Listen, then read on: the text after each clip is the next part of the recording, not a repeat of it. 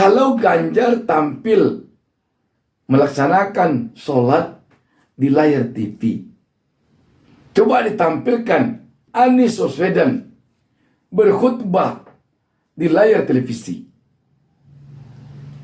Dan coba tampilkan pula bakal calon presiden Prabowo jadi imam sholat maghrib atau isya. Apakah para pemimpin kita sekarang ini sudah sangat sedikit sekali yang punya rasa malu?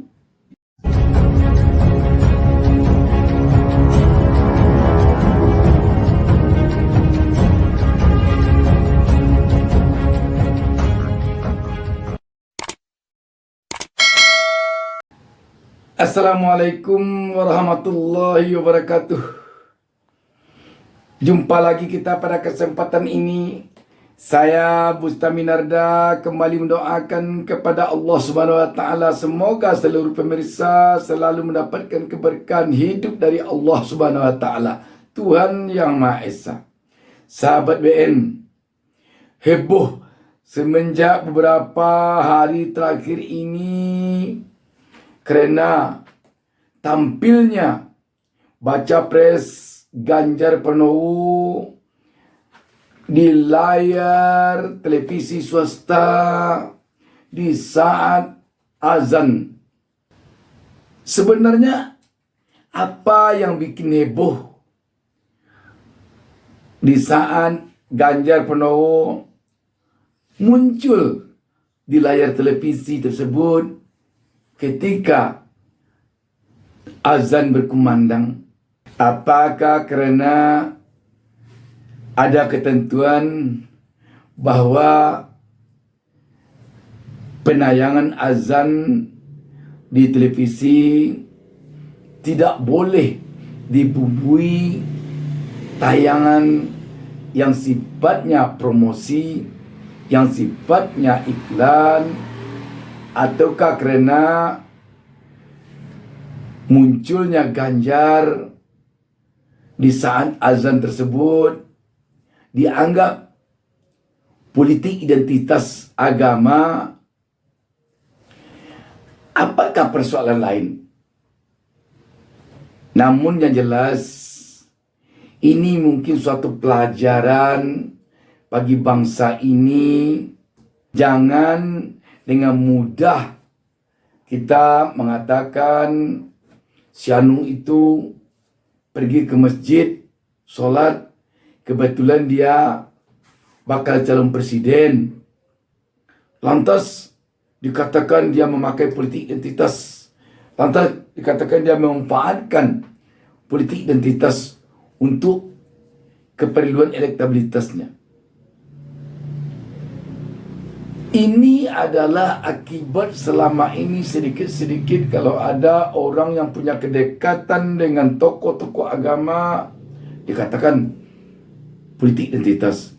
Sedikit-sedikit kalau ada tokoh yang kelihatannya taat beragama, dekat dengan tokoh agama, dikatakan memakai politik identitas. Ketika sekarang ini Ganjar Pranowo tampil di layar televisi di saat azan tiba dikumandangkan oleh televisi tersebut, orang jadi heboh. Sehingga muncullah pro kontra yang mengatakan di satu sisi Ganjar Pranowo melakukan politik identitas, memanfaatkan azan untuk menaikkan elektabilitasnya. Anehnya sekarang muncul pula istilah baru. Mungkin istilah ini sudah lama, tapi baru semenjak Ganjar Pranowo tampil di azan ini, tampaknya boomingnya istilah ini. Istilah identitas politik. Selama ini saya katakan tidak ada terdengar identitas politik. Yang terdengar hanya politik identitas. Di mana-mana diserukan jangan memakai politik identitas. Di mana-mana diserukan, jangan memakai politik identitas. Sekarang muncul dan booming istilah baru. Ini bukan politik identitas, ini identitas politik. Memang benar ada bedanya antara politik identitas dengan identitas politik. Tetapi kalau kita perhatikan, itu saja yang dibalik-balik. Dengan cara itu tampaknya seperti terkesan berkilah-kilah. Coba kita analisa secara ringan saja. Politik identitas politik. Tidak jauh-jauh amat bedanya. Sekarang malah diberi pengertian, definisi. Politik identitas adalah mengancam orang dari segi agama. Kalau tidak memilih yang ini, kalau tidak begini secara agama. Yang identitas politik dikatakan, oh dia akan pakai baju, dia akan memperlihatkan identitas politiknya. Dulu-dulunya sama sekali tidak ada itu. Dulu-dulunya asal ada pihak yang tidak disenangi, calon atau bakal calon yang tidak disenangi, yang sedikit saja tampak mendekatkan diri kepada persoalan agama, oh ini mempergunakan politik identitas nih. Itu. Ketika sekarang ini Ganjar Pranowo tampil di azan, muncullah dua istilah. Istilah politik identitas politik. Politik identitas tidak boleh, identitas politik boleh. Makanya benar kata beberapa tokoh kita yang sempat kita lihat terlibat dialog atau diskusi tentang hal ini di layar televisi. Coba sekarang ini kalau Ganjar tampil melaksanakan sholat di layar TV, coba ditampilkan bakal calon presiden Anies Baswedan berkhutbah di layar televisi.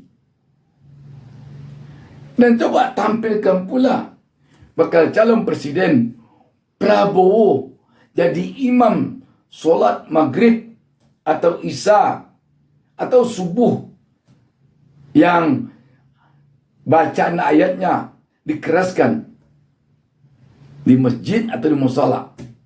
Tampilkan.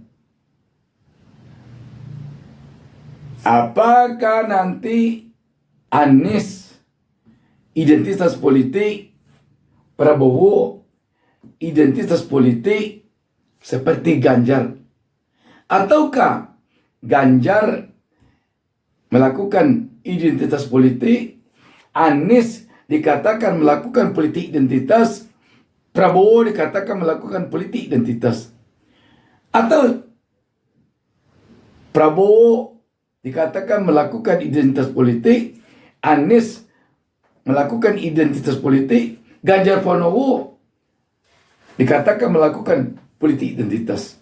Coba. Jadi tampaknya di negara kita ini terkesan mungkin oleh publik hukum atau ketentuan ini hanya dijalankan dengan cara berdalih-dalih. Itu kesannya. Dan terus terang, pihak terkait dalam hal ini KPI dan Bawaslu jangan sampai hendaknya dinilai oleh publik, oleh rakyat dalam menyikapi kasus-kasus seperti ini seperti membelah bambu, satu diinjak, satu diangkat. Kalau si A yang melakukan, kalau tidak ribut orang dibiarkan saja. Kalau si B yang melakukan, belum ada apa-apa sudah dikejar, sudah diberi komentar, dikatakanlah etik yang salah. Kalau pihak terkait seperti Bawaslu terlihat oleh rakyat, oleh publik, menyikapi ketentuan yang berlaku dengan cara tebang pilih, dampaknya nanti kepada hasil pemilu. Jika sempat nanti hasil pemilu dianggap oleh publik, oleh rakyat curang, ini akan berbahaya kepada demokrasi kita. Karena itu, Bawaslu dalam hal pengawasan pemilu untuk seluruhnya, KPI khusus melakukan pengawasan terhadap lembaga penyiaran, benar-benarlah bersikap adil. Jangan tebang pilih. Jangan karena takut kepada ini, apa dilakukannya, biarkan saja. Karena takut pula kepada ini, sedikit saja yang lain melakukan atau dicari-cari kesalahan yang lain. Sadilah bahwa kita sebagai manusia di dalam menjalankan tugas yang diberi amanah oleh rakyat, yang ditandai dengan gajinya dengan uang rakyat, apapun yang dilakukan itu kelak akan dipertanggungjawabkan kepada Allah Subhanahu Wa Taala bagi umat Islam, dan kepada Tuhan Yang Maha Esa bagi yang beragama lain. Akan dipertanggungjawabkan. Selama hidup ini kita akan mati. Pasti mati itu. Kalau dalam Islam dikatakan kullu nafsin za'iqatul maut. Setiap yang bernyawa itu pasti akan mati. Walaupun berapa puluh tahun semenjak kita melakukan ketidakadilan, sampai nanti kita meninggal. Misalnya 10 tahun yang lalu kita melakukan kecurangan, kita melakukan ketidakadilan, kita melakukan tebang pilih. 10 tahun setelah itu kita baru mati. 20 tahun setelah itu kita baru mati, baru meninggal dunia. Catatan itu tidak akan hilang oleh Allah Subhanahu Wa Taala. Tidak akan hilang. Karena itu, bersikaplah adil. Jangan takut kepada sesuatu kecuali takut kepada Allah Subhanahu Wa Taala. Jangan bersikap karena sesuatu, tapi bersikaplah karena undang-undang, karena ketentuan peraturan perundang yang berlaku memang menggariskan seperti itu. Lebih dari itu, secara moral, pakailah rasa malu bahwa sikap yang kita ambil itu ditonton oleh 270 juta lebih rakyat Republik Indonesia. Apakah para pemimpin kita sekarang ini sudah sangat sedikit sekali yang punya rasa malu? Jawabnya tentu tidak. Saya yakin banyak yang punya rasa malu. Karena itu, kalau kita melakukan hal-hal yang tidak sepantasnya dilakukan, kita harusnya merasa malu. Malu kepada rakyat. Dan terlebih-lebih lagi kita merasa malu kepada Allah Subhanahu Wa Taala, Tuhan Yang Maha Esa, yang tidak pernah tidur, yang tidak pernah luput kita manusia atau makhluk hidup lainnya dari pantauan Sang Pencipta itu. Apakah kita tidak punya rasa malu lagi? Apalah artinya pangkat dan jabatan? Apalah artinya uang, harta, kekayaan? Kalau dibandingkan dengan pertanggungjawaban yang akan kita lakukan di hadapan Allah Subhanahu wa taala nanti. Dan juga tidak ada apa-apanya harta, kekayaan, jabatan yang didapatkan karena kita berbuat tidak adil. Karena kita melakukan tebang pilih. Jika dibandingkan dengan tingginya nilai rasa malu. Kalau malu sudah tidak ada lagi dalam diri kita, sehingga kita seenak saja berbuat, walaupun kita tahu atau kita sadari bahwa publik akan tahu bahwa yang kita lakukan ini adalah keliru. Yang kita lakukan ini adalah tidak adil. Yang kita lakukan ini adalah tidak sesuai etika dan moral. Sungguh, agaknya dapat kita jadikan pelajaran kehebohan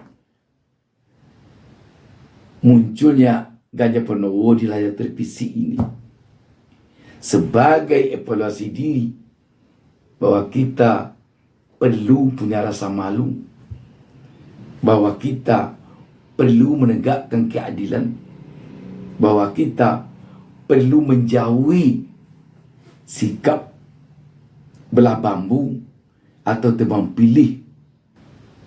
Dan yang kita harapkan tentunya pemilu 2024 ini berjalan dengan langsung, umum, bebas, rahasia, jujur dan adil. Malu kita hendaknya nanti kalau rakyat melihat hasil pemilu ini curang. Malu. Malu kita hendaknya kepada Allah Subhanahu wa taala, kepada Tuhan Yang Maha Esa, kalau kita melakukan kecurangan dalam pemilu. Malu kita hendaknya. Demikian, wassalamualaikum warahmatullahi wabarakatuh. Jangan lupa subscribe.